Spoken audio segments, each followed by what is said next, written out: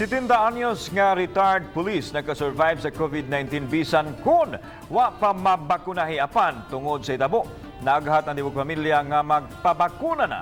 Si Luan Merondina sa report.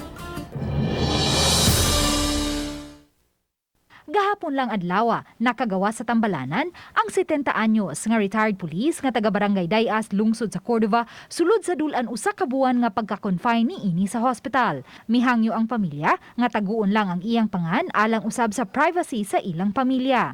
Ang naasong retired police nadangat sa Tambalanan niadtong Hulyo 12 human makasinati og paghilanat ug pag-ubo. Gipainom na siya og mga antibiotic ug antihistamine apan wa gihapon maayo.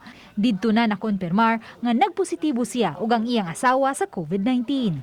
Kato siya, ilantan, tas yubo siya din pagka Sunday ato, moto kanang mara siya, apas kaya ginawa mo to pagka Monday ato, amo na siya gikuan, amo na siya giyad sa doktor mga alauna sa udto. Moto na admit siya pagkagabi eh. Samtang anaa sa hospital, may mga higayong migrabe pa ang iyang kondisyon.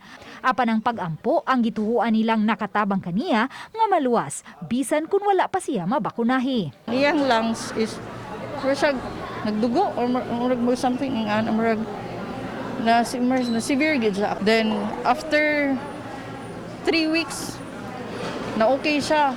Milagro lagi kayo kay 70 years old ba siya. Sa pagkakaroon, padayon nga nagsalig sa oxygen ang 70 anyos nga retired police apan gibansay-bansay na siya nga matag 30 minutos tangtangon ang oxygen.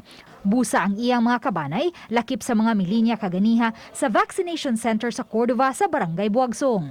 Ang hitabo nakapaaghat kanilang magpabakuna na aron malikayan nga makasinati og kritikal nga kondisyon kun matakbuyan man sa COVID-19. Ang akong papa nga iyan, nakontakto siya sa akong papa kay nagstorya sila ng Sunday.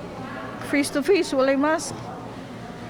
So far, wala man po ni ko na akong papa kay naka first dose man siya sa Astra. So, para na ako, tako dyan siya tabang nga mabakunahan ka. Uban ni Marlon Melgazo, Luan Merondina, Balitang Bisdak.